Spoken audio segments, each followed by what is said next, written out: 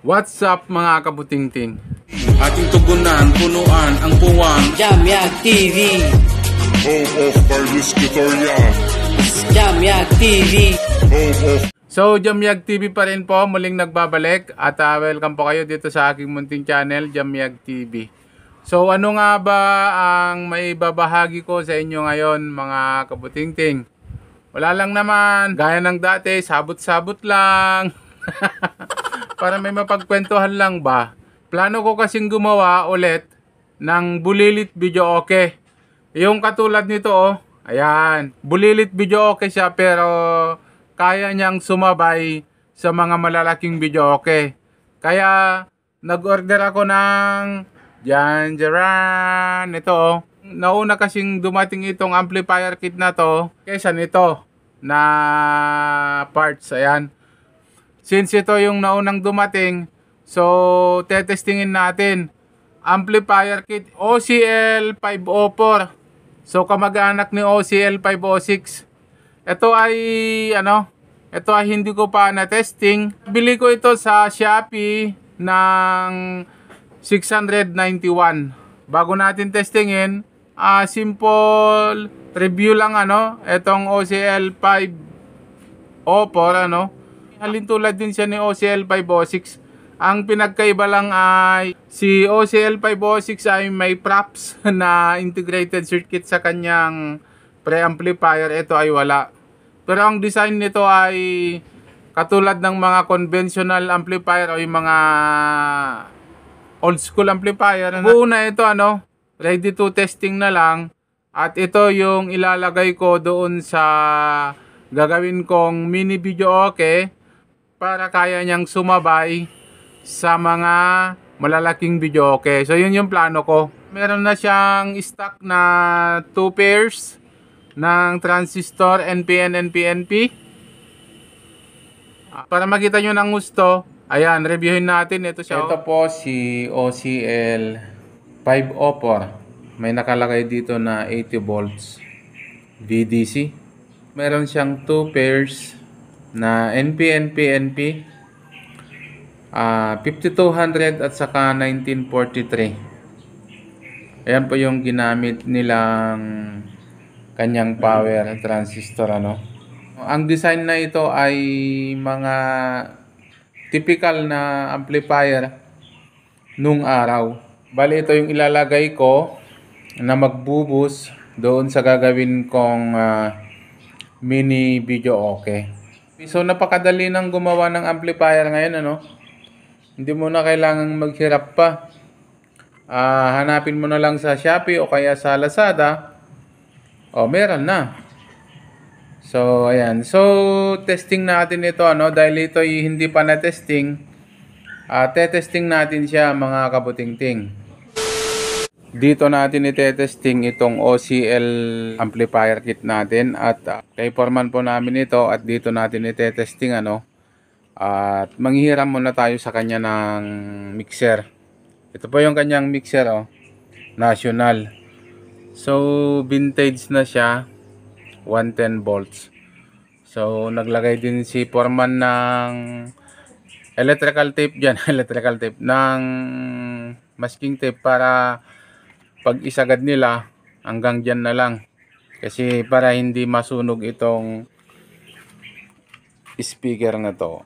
So dito natin itetesting mga kabutingting. Maliit na power supply galing sa 302 amplifier and kinustomize ko muna yan.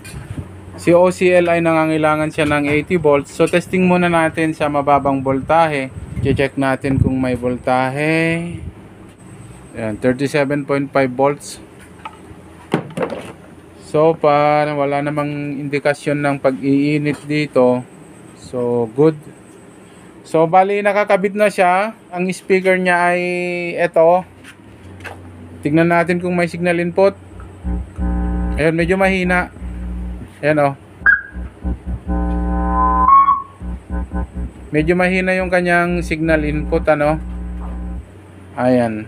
So, sa ganitong sitwasyon, subukan nating patugtugin. Okay? Standby at lagyan ko muna ng at papatugtugin natin. Gamit itong ating, ayan, classic na mixer, ano? National. Ayan, testing tayo. So, ayan siya. Medyo mahina. Oh.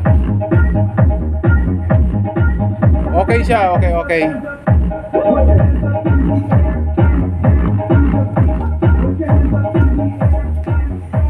Ayan. Ano, medyo kulang siya sa ano mga kabuting-ting. Kulang siya sa voltahe, ano? Kasi ayan, oh. Ayan. Lagyan natin ng high. Ayan, oh.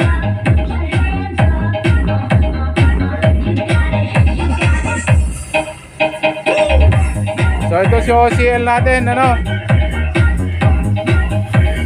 Ayun. Parang mahina siya, kagawa ng mahina itong supply natin. Subukan nating pa-supplyan nito ng ano, kahit nalalapit man lang sa 80 volts. Kung kanina ay 37.5 volts, nasa full wave, ngayon half wave na lang siya. So bali single ended, ano? Yung dalawang AC, makikita nyo pinagdugtong ko na. Ayan. So nagiging half wave na siya. At mapapansin nyo, may nakahang na mga capacitor dito. So nag-series po ako ng capacitor gawa ng para tataas yung voltahe nito. Kasi 50 volts lang itong capacitor natin na itong medyo malaki na capacitor. 50 volts lang siya. Nasa 54 volts AC na siya. Kaya magiging under voltage na itong capacitor na to. Kaya nag-series ako ng capacitor. Ayan, tumingin lang ako dyan sa ano. Nangahoy muna ako sa ano, buti may pinagkahuyan ako, ano. Meron na tayong 76.8. Meron na tayong 76.8 volts. Titignan natin ngayon kung kakayanin ni OCL yung 76.8 volts. Sana hindi po sasabog, ano. Okay, so ayan, switch ko na po. Ayun. Ayan, naka-switch na po. Naka-switch na tayo. Play tayo. Ayun, oh, medyo lumakas na. Oh, lumakas na po siya, oh. Ayas na siya, no? Maglagay tayo ng high.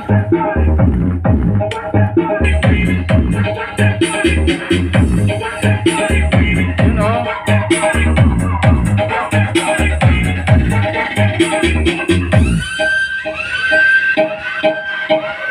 Yo, DJ, let's move those beats.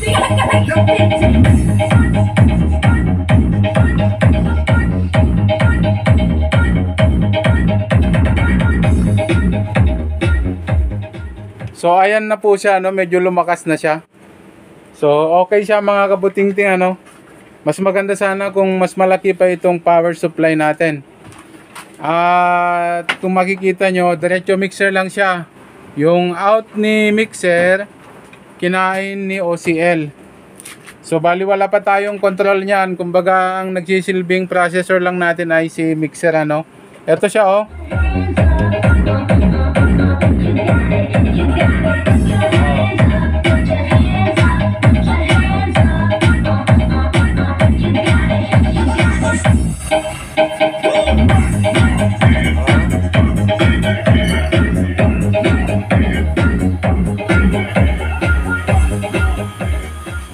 Yeah. So pagaganahin natin tong dalawang speaker. Ayun. Play tayo. Ayun.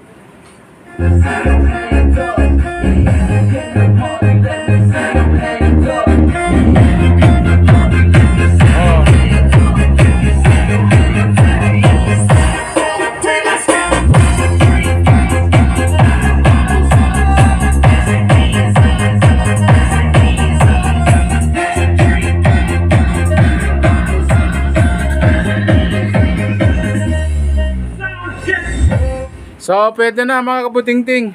So pwede ko na siyang gamitin sa mini video, okay, ano? Okay? So abang-abang lang mga kabuting-ting, ano? Ayun, so for the second time around, ayan na to.